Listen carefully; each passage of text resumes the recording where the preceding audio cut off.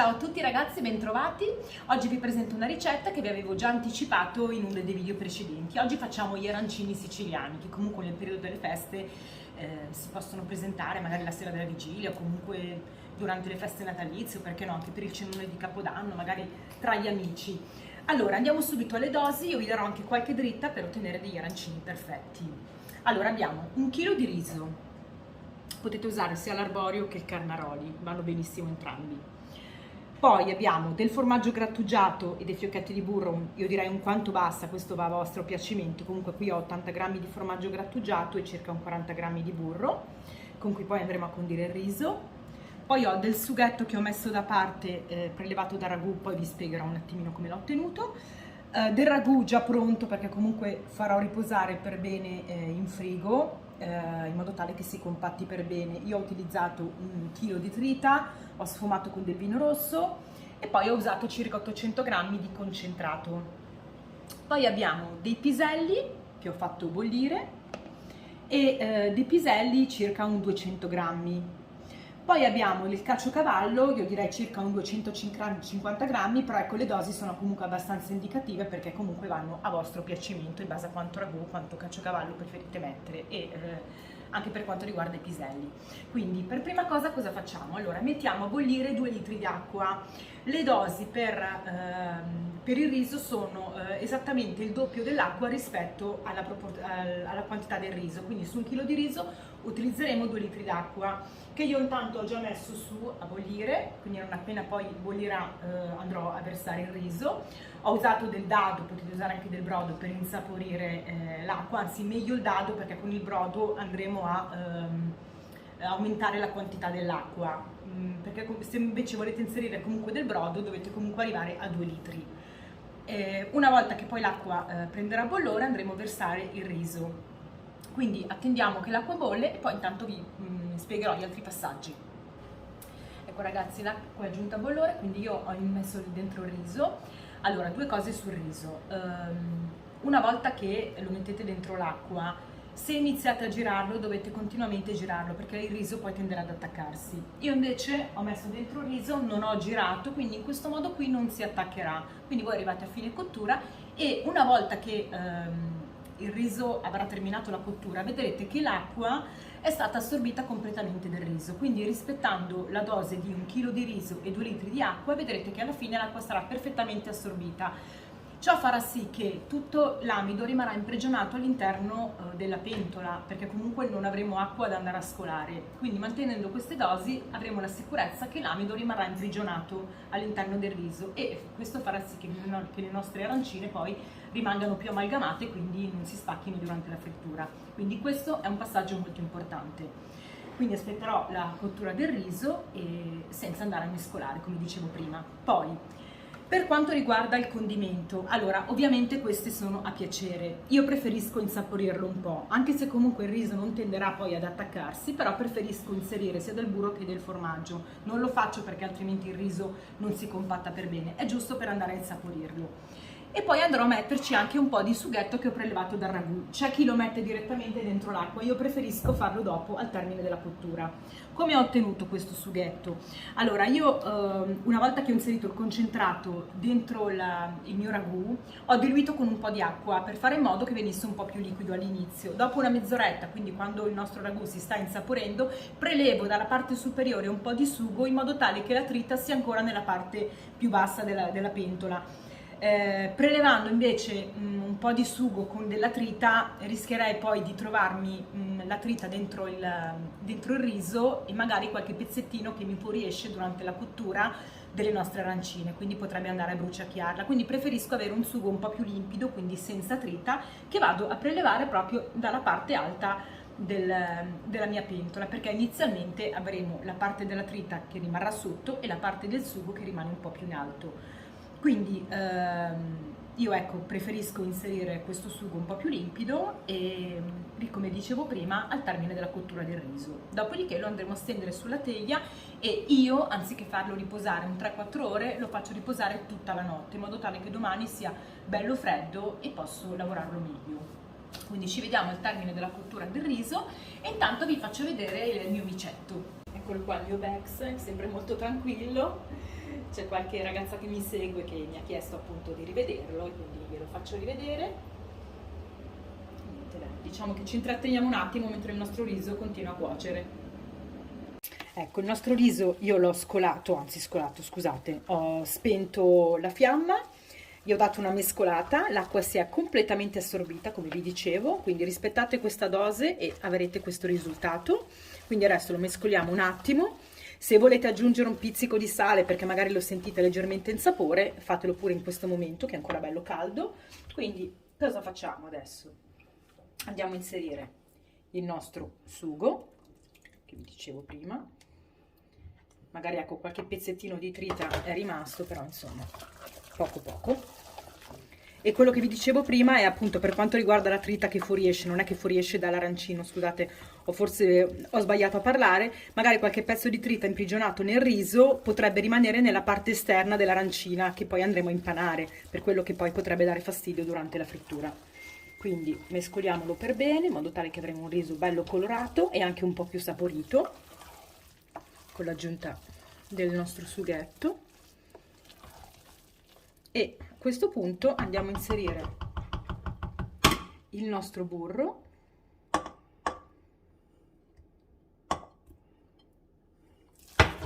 qui la dose è molto a piacimento, però un 40-50 grammi secondo me vanno più che bene, quindi lo andremo a condire un po' come un risotto.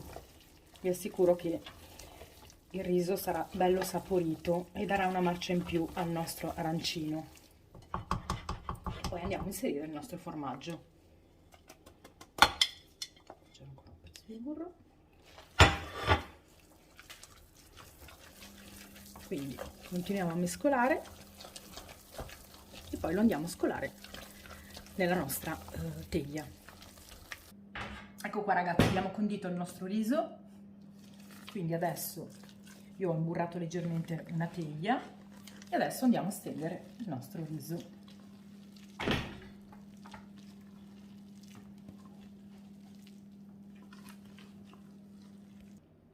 Ecco, stendiamolo per bene nella teglia. Chiaramente poi la teglia più è grande, più raffredderà prima, però vabbè, io poi una volta intiepidito lo andrò a riporre in frigo e aspetterò fino a domani. Potete farlo anche la mattina per la sera. Se invece lo fate in tardo pomeriggio come me, aspettate magari fino all'indomani. Quindi lo piattiamo per bene e mettiamo una pellicola, mettiamo la pellicola per andare a ricoprirlo per bene.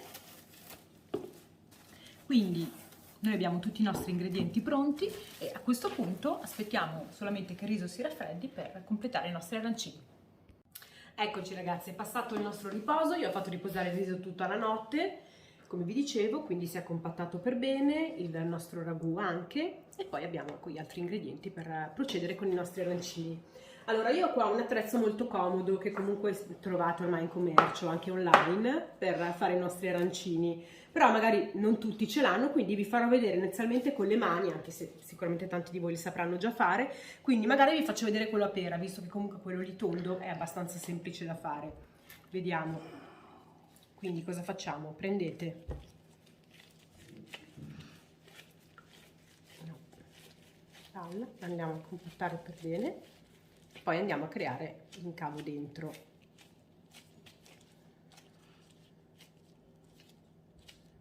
Mi dicevo, potreste farla anche rotonda, però vabbè, la rotonda è abbastanza semplice. Quindi cosa facciamo? Andiamo a mettere nel nostro incavo il nostro ragù,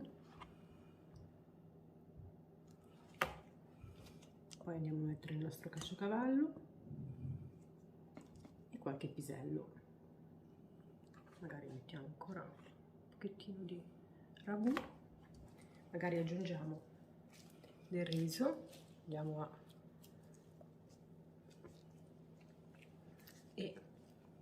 a questo punto andiamo a compattarlo per bene, magari ricopriamo i buchi dove magari abbiamo della trita, quindi in questo modo lo facciamo a palla, il classico arancino, altrimenti possiamo farlo a forma di pera, quindi in questo caso cosa facciamo?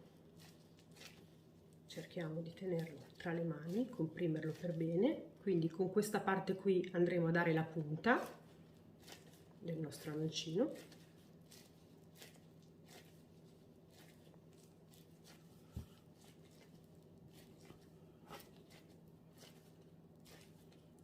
Così, in questo modo, schiacciando per bene. Magari poi a furia di farle vi verranno anche più semplici. E vabbè, qui si è rotta un pochettino la punta, però questa è la forma dell'arancino a pera. La punta eventualmente, visto che si è un po' scoperta, la possiamo aggiustare, nessun problema, tanto poi aggiusteremo con la pastella. Quindi questa è la forma che possiamo dare con le nostre mani all'arancino a pera. Adesso ve lo faccio vedere invece con questo attrezzo che è molto comodo. Quindi cosa facciamo? Andiamo a inserire dentro il riso e facciamo in modo di andare fino all'orlo, in questo modo qua. Dopodiché mettiamo sopra questo coperchio e con questo attrezzo qua andiamo a schiacciare per bene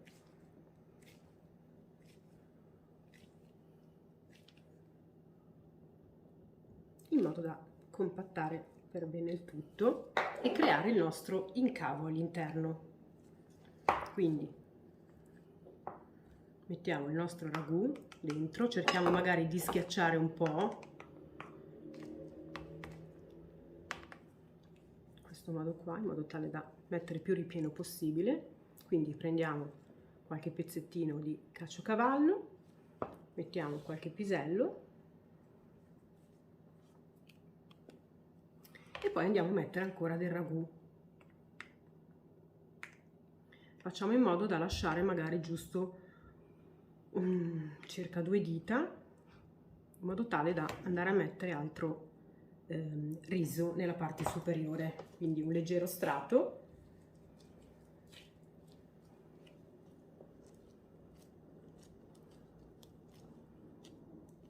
Per andare a richiuderlo. Mettiamo ancora un pochettino.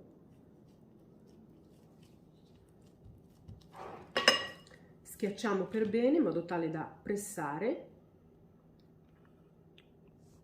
il nostro arancino.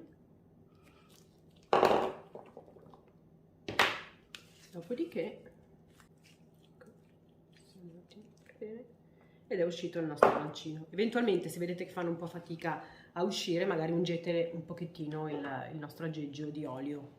E quindi abbiamo il nostro arancino a pera. Come vedete, vabbè, i nostri sono venuti un po' più grossi, questi un po' più piccolini, però in questo modo qui non avremo uno spreco del riso, perché comunque andrà a compattare bene nella parte esterna, quindi avremo uno strato omogeneo in tutto l'arancino.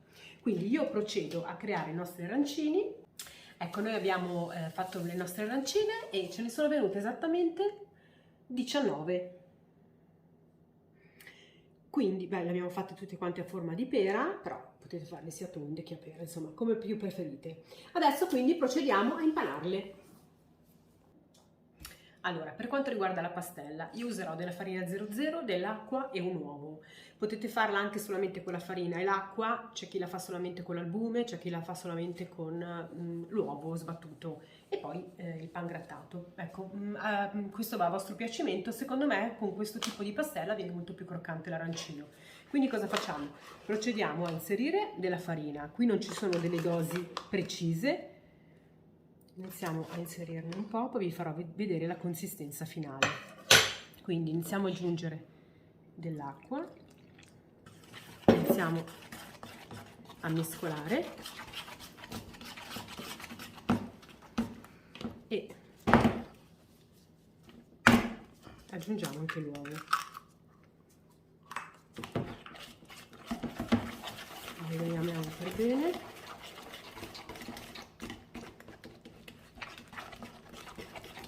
E continuiamo ad aggiungere l'acqua.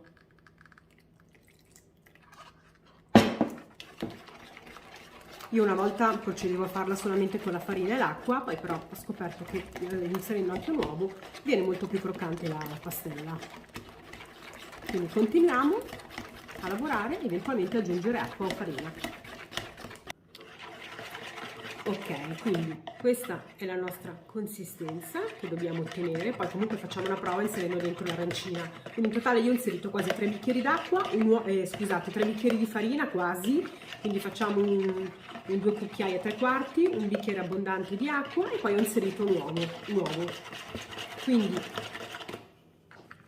procediamo, faccio vedere in modo tale che capite bene inserendo l'arancina dentro la consistenza, quindi deve creare una velatura all'arancina.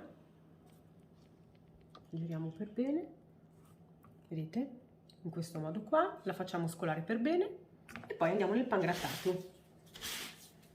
Quindi andiamo a rivestirla per bene, la compattiamo, cerchiamo di ricoprirla per bene. Il nostro arancino è pronto per essere fritto. Quindi procediamo a impanare tutti i nostri arancini e ci vediamo una volta che sono pronti tutti per la frittura. Ci siamo, le abbiamo impanate tutte le nostre arancine e ora sono pronte per essere fritte. Quindi attendiamo che l'olio giunga a temperatura e dopodiché immergiamo le nostre arancine. Ci siamo, il nostro olio è a temperatura, quindi io inizio a immergere i miei arancini e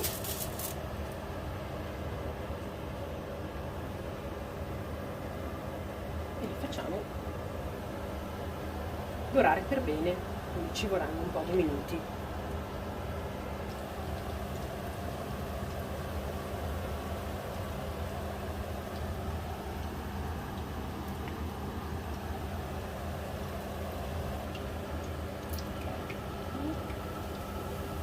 Ci siamo ragazzi, le prime hanno raggiunto una bella doratura e adesso le andiamo a scolare. Ecco, le prime 4 le abbiamo scolate e adesso proseguiamo. Eccoci ragazzi, abbiamo cotto tutte le nostre arancine, quindi questo è il nostro risultato. Io le ho messe in 2 teglie con della stagnola sotto in modo tale che poi quando le mangeremo stasera andrò a dare una scaldatina veloce nel forno e che dirvi? Provate a rifarle perché sono un'ottima idea sia per fare un bel cenone di Capodanno e anche per, insomma, durante le feste di Natale o per ogni altra occasione. Io qua ne ho aperta una, ho fatto vedere il nostro ripieno e guardate, sono proprio belle invitanti. Quindi che dirvi, mettetemi un like se vi è piaciuta questa ricetta, provate a rifarla e magari fatemi sapere come vi è venuta. E che dirvi, magari un'altra volta faremo un'altra versione, magari con il riso allo zafferano e dentro un buon ripieno di salsiccia. Io vi saluto e vi aspetto per altre video ricette.